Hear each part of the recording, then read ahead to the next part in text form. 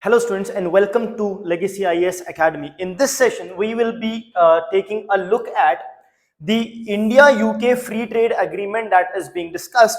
In addition to this, we'll also see the India-European Union Free Trade Agreement that is there.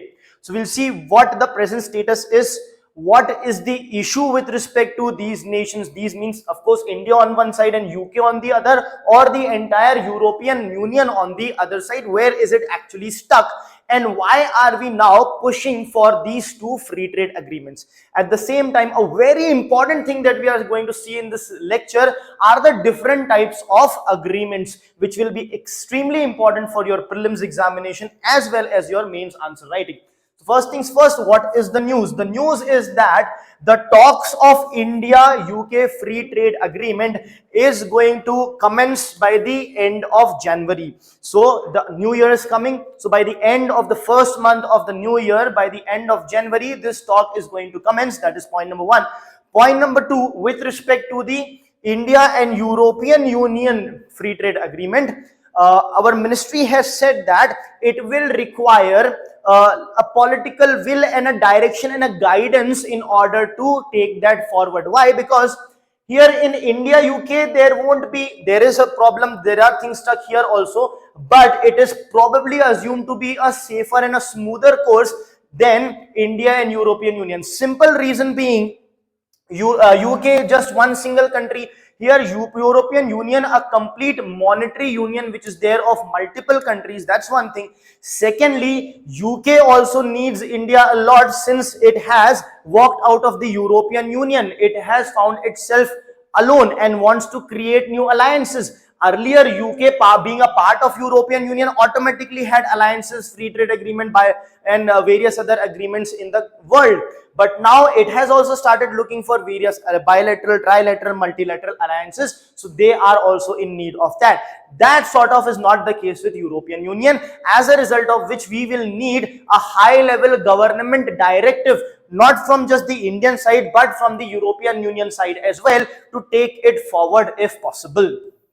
Okay, now the question is, why this push for UK and European Union? This push is because India has now decided that what it will do is, it will go for agreements with countries with which it has high volume of trade, not just with respect to import, but specifically with respect to exports, and specifically things which is going to give us export gains.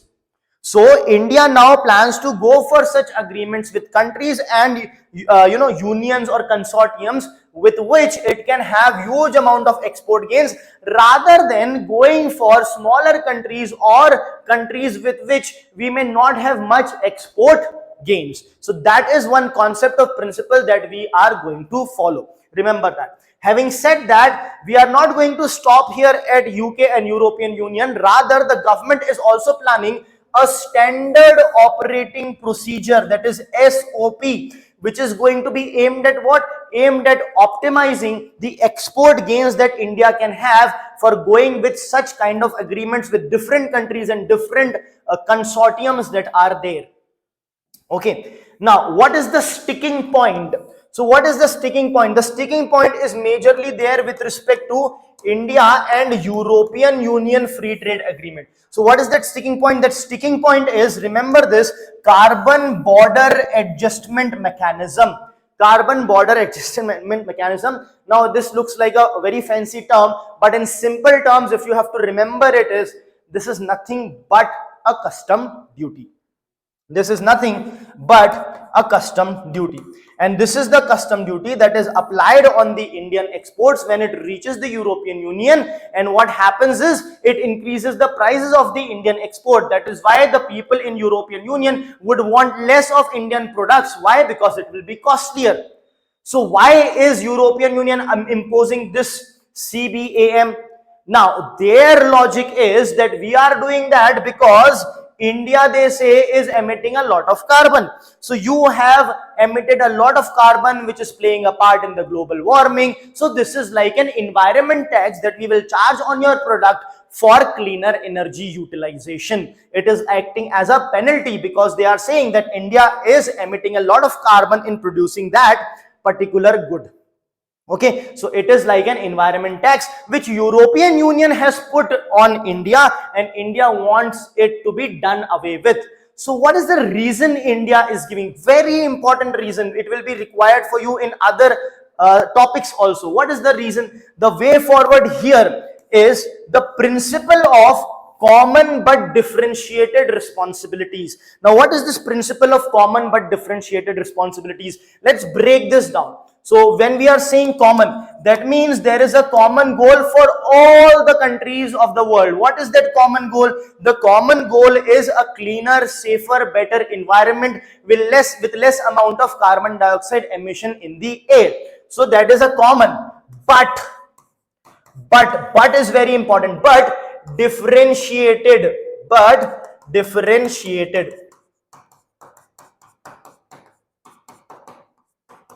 So we saw common but differentiated responsibilities. So all of us have common goal, we have a common responsibility, but we have a differentiated responsibility. What do you mean by differentiated responsibility? Differentiated responsibility means that our responsibilities are not equal. People, those who have polluted more, people as in the countries, those who have polluted those who have polluted more are going to should be spending more than the countries who have polluted less. That is why India is supposed to pay less of a penalty or do less of a thing for the goal of achieving cleaner and safer environment, because historically India has produced less, or let's say polluted less, whereas the developed countries that are there, the developed countries has polluted the world more, as a result of which they should pay a higher penalty. And we are not talking about the penalty as such. What we are talking about is to give more efforts. So the developed nations should be giving more efforts, the Western world should be giving more efforts. Now what is the logic behind that? The logic is industrial revolution came first in England. It spread to the Western countries, the first world, the European countries. In India, industrialization as such did not come, and whatever small amount was there was due to the exploitation of the Britishers of India.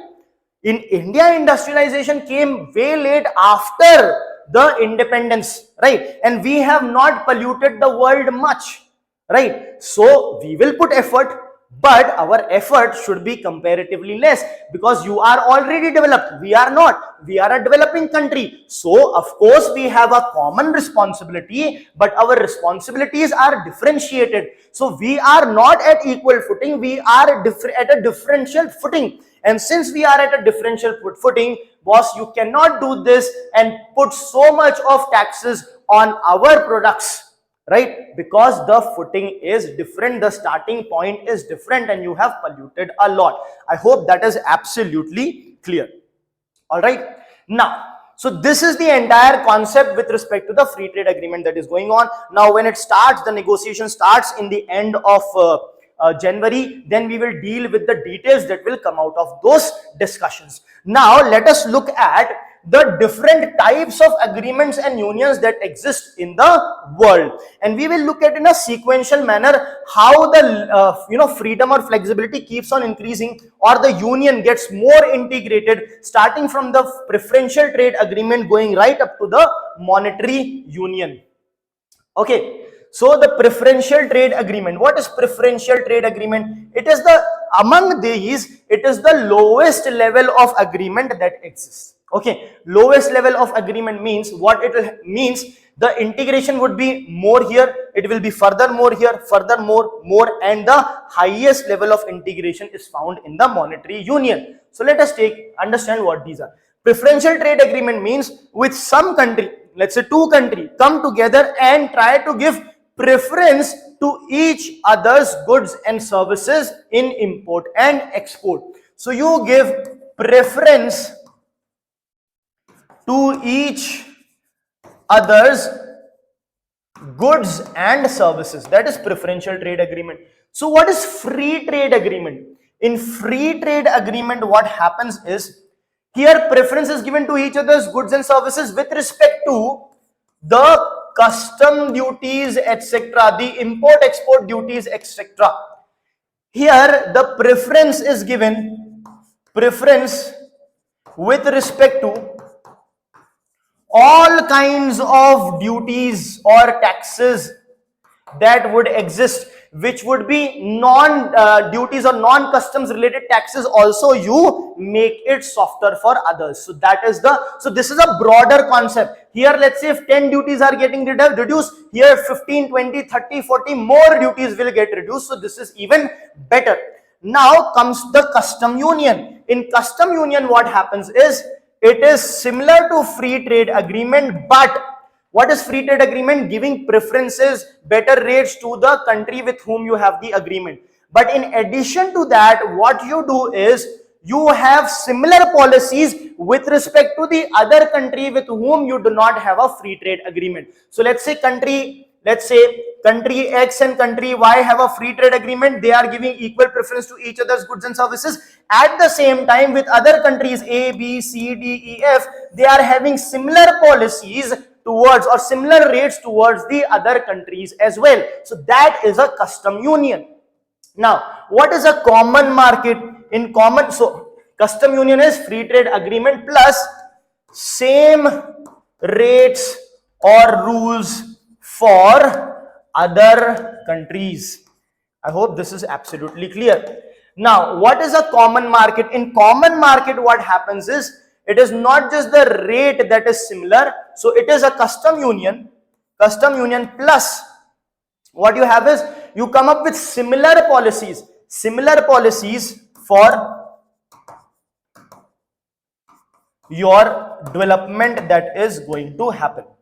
Now, in economic union, what happens is, you become, your goals and everything becomes same. So here it is a common market plus goals as in the long term policy, etc., is made in consonance with each other.